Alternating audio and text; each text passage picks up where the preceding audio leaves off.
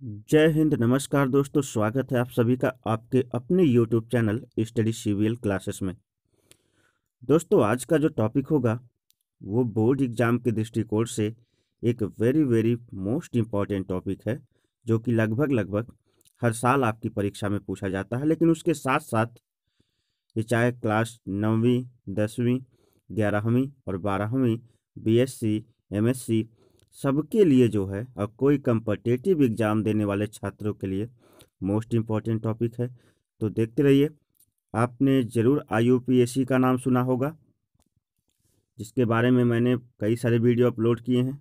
आप जाकर मेरे चैनल पर देख सकते हैं। और अगर आप चैनल पर नए हैं तो चैनल को फटाफट सब्सक्राइब कर लीजिए, और वीडियो पसंद आए तो वीडियो को लाइक करना मत भूलिए, और ज़्यादा से ज़्यादा दोस्तों तक शेयर करिएगा। और अगर कुछ समझ में ना आए तो कमेंट बॉक्स में लिखकर पूछ सकते हैं। तो चलिए शुरू करते हैं।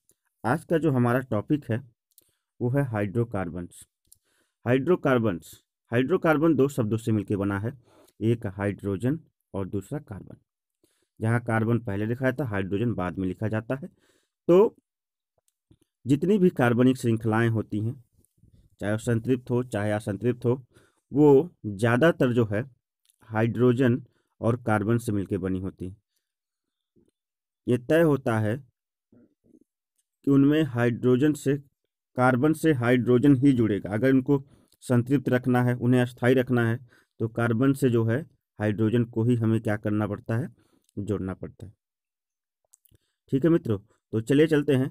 कह रहा है कि कार्बन तथा हाइड्रोजन द्वारा बने हुए कार्बनिक यौगिकों को हाइड्रोकार्बन कहते हैं। जैसा कि मैंने अभी समझाया कि कार्बन और हाइड्रोजन से बने यौगिकों को क्या कहते हैं, हाइड्रोकार्बन कहते हैं। और हाइड्रोकार्बन कितने प्रकार के होते हैं? हाइड्रोकार्बन दोस्त होते हैं तीन प्रकार के, सॉरी दो प्रकार के होते हैं। इस तीन प्रकार के वैसे होते हैं, लेकिन आपके सिलेबस में दो प्रकार का है तो आपको बताते हैं। हाइड्रोकार्बन दो प्रकार के होते हैं। पहला होता है संतृप्त और दूसरा होता है असंतृप्त। संतृप्त का मतलब यदि किसी कार्बन से कई सारे जो है हाइड्रोजन आके जुड़ जाते हैं। एक कार्बन की संयोजकता 4 होती है, इससे मुख्य 4 हाइड्रोजन ही क्या हो सकते हैं, जुड़ सकते हैं। कार्बन की संयोजकता कितनी होती है? कार्बन की संयोजकता होती है 4, और 4 का एक कार्बन से 4 ही लोग क्या कर सकते हैं, अटैच हो सकते हैं। ठीक है दोस्त, जैसे देखिए ये बीच में कार्बन है, इससे 4, अब इससे कोई नहीं जुड़ सकता। अर्थात जब इससे कोई नहीं जुड़ सकता, इनके अष्टक पूरे हैं, इनमें भी इलेक्ट्रॉनों की साझेदारी है, यहाँ भी इलेक्ट्रॉनों की साझेदारी लेन देन, और यहाँ भी है और यहाँ भी है। अर्थात जित ये जो है कार्बन क्या करता है, हाइड्रोजन के साथ एक इलेक्ट्रॉन लेता है और एक इलेक्ट्रॉन से वापस इलेक्ट्रॉन लेता है, एक इलेक्ट्रॉन देता है, जिससे यहाँ पे सहसंयोजकता होती है। सहसंयोजकता, यहाँ भी सहसंयोजकता, यहाँ भी सहसंयोजकता और यहाँ भी सहसंयोजकता। यानी ये जो है दोनों के मध्य एक एक इलेक्ट्रॉन की साझेदारी होती है। इस कार्बन इस हाइड्रोजन के मध्य, इस कार्बन इस हाइड्रोजन मध्य, इसके मध्य इसके मध्य। जब दो दो इलेक्ट्रॉन की साझेदारी होती है, मतलब एक एक इलेक्ट्रॉन की साझेदारी होती है, लेकिन टोटल 2 इलेक्ट्रॉन इसमें काम करते हैं, एक कार्बन का और एक हाइड्रोजन का। ठीक है ना? तो इसे हम कहते हैं सहसंयोजकता। और इस प्रकार का जो, अब इसमें कोई नहीं जुड़ सकता, ये संतुष्ट हो जाता है, और संतुष्ट हुए हाइड्रोकार्बन को हम संतृप्त हाइड्रोकार्बन्स कहते हैं। ठीक है, इनमें। और कह रहा कि संतृप्त हाइड्रोकार्बन बता रहा कि संतृप्त हाइड्रोकार्बन एल्केन एल्केन होते हैं, एल्केन या पैराफिन कहते हैं उनको। पैराफिन, ये बहुविकल्पी में पूछता है कि एल्केन्स का दूसरा नाम क्या है, तो आप कहेंगे एल्केन्स का दूसरा नाम है पैराफिन, पैराफिन्स। ठीक है, तो कह रहा कि या पैराफिन कहलाते हैं। इनमें सभी कार्बन परमाणु परस्पर एकल बंधों द्वारा क्या होते हैं, जुड़े होते हैं। सभी कार्बन परमाणु परस्पर एकल बंधों द्वारा जुड़ते हैं। यहाँ देखिए, जैसे मान लीजिए आपको जो है लिखना है, तो यहाँ कार्बन हो जाएगा carbon carbon carbon carbon carbon, और ये आपस में क्या होते हैं, एकल बंध द्वारा जुड़ते हैं। इनमें एक एक इलेक्ट्रॉन की क्या होती है, साझेदारी होती है। इनका सामान्य सूत्र क्या होता है? इनका सामान्य सूत्र होता है CnH2n, 1 सेकेंड, CnH2n+2। आईयूपीएसी मैंने पढ़ा के अपलोड कर दिया है दोस्त इसी चैनल पर। आप जाकर देख सकते हैं। सारी चीज़ें बहुत विस्तार से बताई गई हैं। यहाँ पे बहुत जल्दी मैं बताऊँगा, क्योंकि वीडियो काफ़ी लंबा नहीं, छोटा सा वीडियो है और बहुत ही इंपॉर्टेंट वीडियो, ध्यान से देखिएगा। लेकिन IUPAC जहाँ तक की बात है तो उसको मैंने पढ़ा कर जो है अपलोड कर दिया है। आप जाकर मेरे इसी चैनल पर जो है सारी वीडियो को सर्च कर सकते हैं, सारी वीडियो आपके सामने आ जाएगी। तो चलिए, CnH2n+2। CnH2n+2 का मतलब होता है कि कार्बन का 2 गुना हाइड्रोजन, क्या मैंने बोला, कार्बन का कार्बन का 2 गुना हाइड्रोजन धन 2 हाइड्रोजन। अगर कार्बन का 2 गुना हाइड्रोजन धन 2 हाइड्रोजन का मतलब होता है कार्बन 1 हो गया, उसका 2 गुना हाइड्रोजन 2 हो गया, और धन 2 हाइड्रोजन माने 4 हो गया। यानी कहने का मतलब मेथिन बन गया, CH4। देखिए यहाँ पे है CH4। अगर कार्बन 2 रख दिया तो उसका दुगुना हाइड्रोजन कितना रखना पड़ेगा,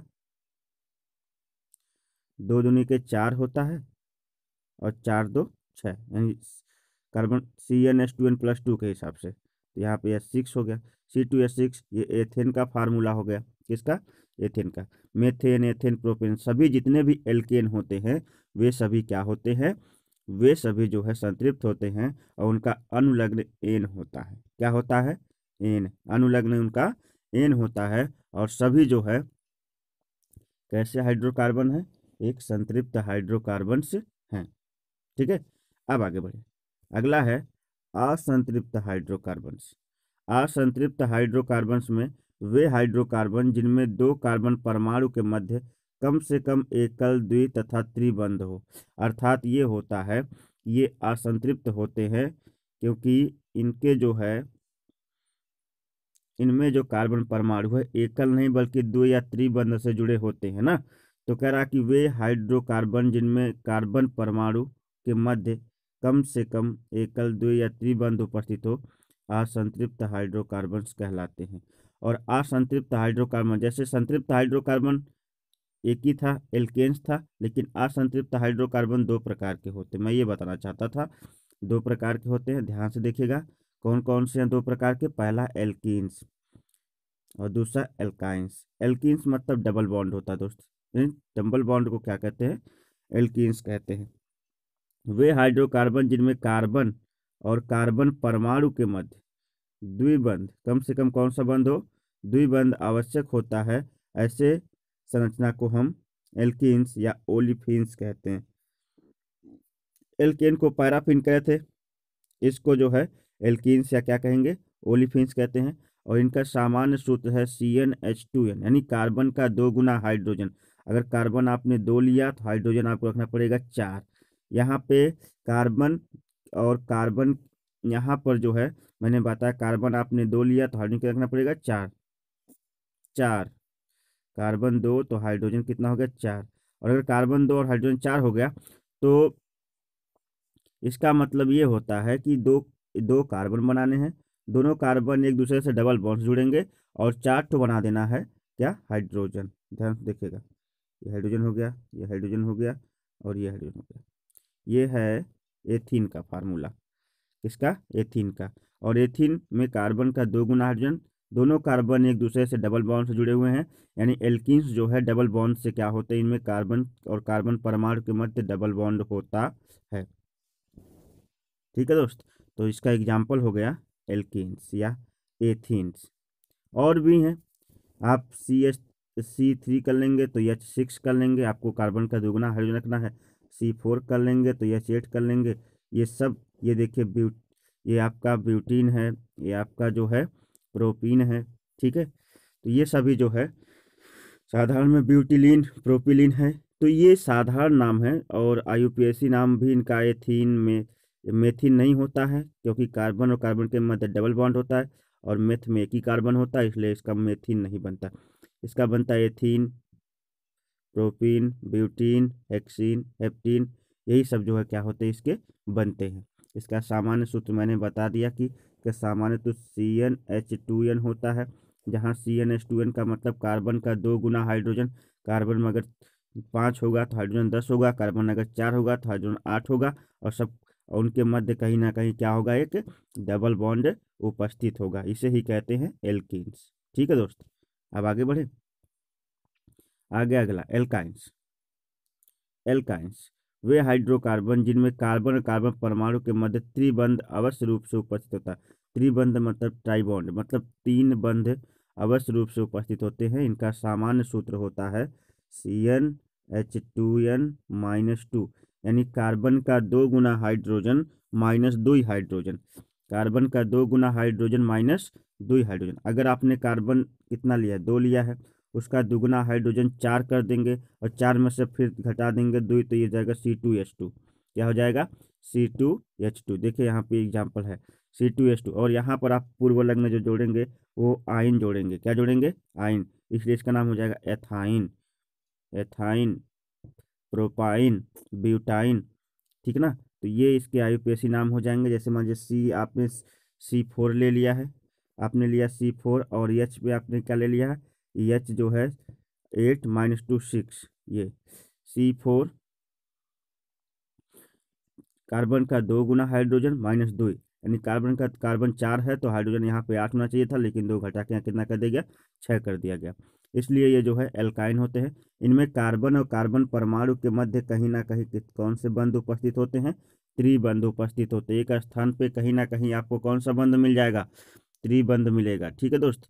तो कार्बन और कार्बन परमाणु एक दूसरे से त्रिबंध जुड़े होते हैं, और कार्बन का 2 गुना हाइड्रोजन धन 2 माइनस 2 हाइड्रोजन होता है एल्काइंस में। और ये ऐसे असंतृप्त हाइड्रोकार्बन्स होते हैं। साथ ही साथ इनका जो अनुलग्न है वो क्या जुड़ता है? अनुलग्न इनका आयन जुड़ता है, जैसे एथाइन, प्रोपाइन, ब्यूटाइन। ठीक है, इस प्रकार से इनके नामकरण हम करते हैं। ये सारी चीज़ें तो मैंने IUPAC में पढ़ा कर जो है पढ़ा रखी है। और अगर इसके अतिरिक्त आज मैं जो आपको बताने वाला हूँ बड़ा ही इंटरेस्टिंग टॉपिक है।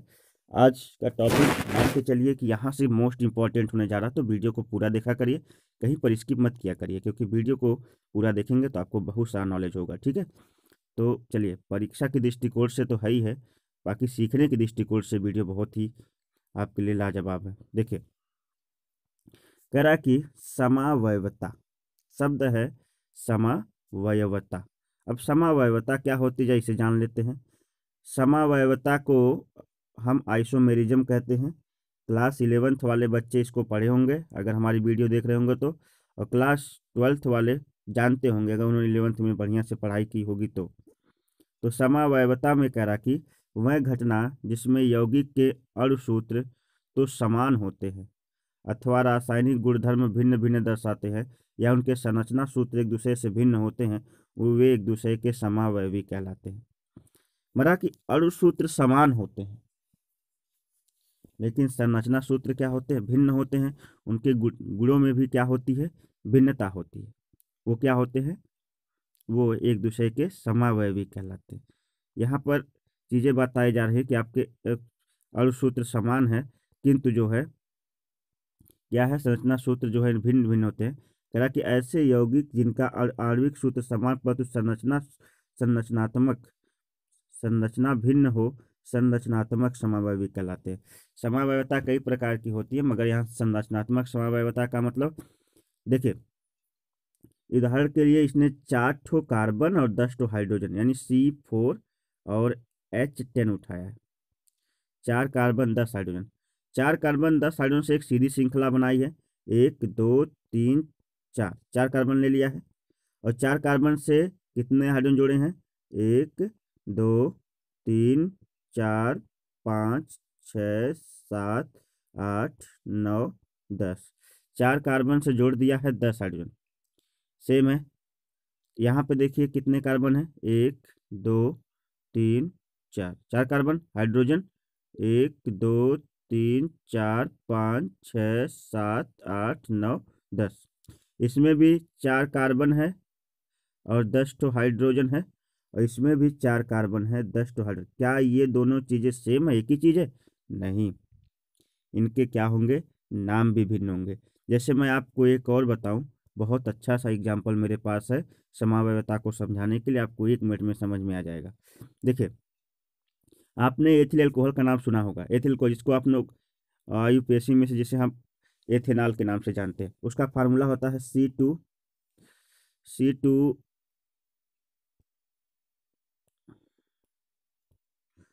उसका फार्मूला था C2H5OH, ठीक है। और आपने डाई मेथिल ईथर का नाम सुना होगा, डाई मेथिल ईथर मैं बोल रहा हूँ। CH3 उसका फार्मूला OCH3, CH3OCH3। देखिए इसको कहते हैं डाई मेथिल ईथर, और ये है एथिल अल्कोहल, तो आप जानते ही हैं। इसमें नंबर ऑफ कार्बन कितने हैं? 1 कार्बन 2 कार्बन। इसमें कितने हैं? 2 कार्बन, ठीक। नंबर ऑफ हाइड्रोजन इसमें कितने हैं? 3 ठो यहाँ है और 3 ठो यहाँ है, 6। इसमें 5 ये है, एक 6। ऑक्सीजन इसमें 1 है, ऑक्सीजन इसमें भी 1 है। मतलब कि C2H5OH और CH3OCH3 ये है। इसमें कार्बन की संख्या 1 2, इसमें भी कार्बन की संख्या कितनी है? 2। हाइड्रोजन की संख्या 3 यहाँ पर है, 3 यहाँ पे 6, और यहाँ भी 5 ये और 1 मिला के 6। ऑक्सीजन इसमें भी 1 है और ऑक्सीजन इसमें भी 1 है। मतलब कि लेकिन ये एथिल अल्कोहल है और ये डाई मेथिल ईथर है। दोनों में जहाँ पे कह रहा कि आणविक सूत्र तो इनके जो है समान होते हैं। आणविक सूत्र कैसे? जैसे देखिए C2H5OH में अगर चले तो कार्बन 2 ठो है, हाइड्रोजन 6 ठो है और ऑक्सीजन 1 ठो है। ये इसका आणविक सूत्र है। और यहीं पर डाई मेथिल ईथर की बात करें तो उसका होता है CH3OCH3, ठीक। अब इसमें कार्बन की संख्या 1 2 कार्बन है, तो यहाँ पे C2 और 3 और 3 4 हाइड्रोजन H6 और O। देखिए अणुसूत्र इसके और इसके दोनों के क्या है? समान है, किंतु इनकी संरचना सूत्र क्या है? भिन्न है। ऐसे यौगिक एक दूसरे क्या कहलाते हैं? समावयवी कहलाते हैं। जैसे इनकी संरचनाएं आपस में क्या भिन्न है, लेकिन इसमें कार्बन और हाइड्रोजन की संख्याएं क्या हो जाती हैं? समान हो जाती है। यानी वे ऐसे यौगिक जिनका आणविक सूत्र समान किंतु संरचना सूत्र भिन्न भिन्न होता है, वे एक दूसरे के समावयवी कहलाते हैं। तथा यौगिकों के इस गुण को क्या कहते हैं? समावयवता कहते हैं। तो उम्मीद करता हूँ आज की वीडियो आपको बहुत ही अधिक पसंद आई होगी और आपको बहुत कुछ सिखाएगी। तो मेरी एक ही रिक्वेस्ट रहती है कि अगर चैनल पर नए हैं तो चैनल को तुरंत सब्सक्राइब कर लीजिए, अपने दोस्तों तक वीडियो को ज़्यादा से ज़्यादा शेयर कीजिए। आजकल जितनी भी वीडियो मेरी है सब बोर्ड एग्जाम स्पेशल है, तो इसलिए पूरी वीडियो देखा करिए, कहीं पे स्किप मत किया करिए। एक लाइक और कमेंट जरूर किया करिए। चलते हैं, मिलते हैं एक नई वीडियो के साथ। तब तक के लिए नमस्कार, बाय बाय, जय हिंद।